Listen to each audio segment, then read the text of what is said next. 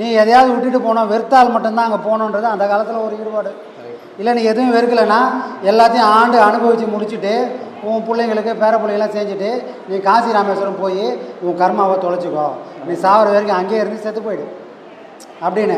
ஆனால் இந்த காலத்துக்கு அது ஒத்துப்பட்டு வருமானா ஒத்துப்பட்டு வராது.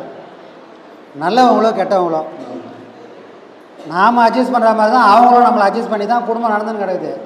யாரோ ஒருத்தரையே அட்ஜஸ்ட் பண்ணி எந்த குடும்பம் வாழ்ந்துடவே முடியாது. 2 பேரும் எங்கேயோ ஒரு இடத்துல விட்டு கொடுக்கணும், 2 பேரும் எங்கேயோ ஒரு இடத்துல கொஞ்சம் இழுத்து பிடிக்கணும். அதை சாமர்த்தியமாக பண்ணால் அந்த குடும்பம் ஊருக்கு உதாரணமாக இருக்கும், இல்லைன்னா ஊர் சிரிக்கிற மாதிரி ஆகிடும். எப்போ சபையேறி தாலி கட்டிட்டோமோ அப்போ ஊருக்கு பதில் சொல்ல வேண்டிய சூழ்நிலை நமக்கு வந்துடுச்சு.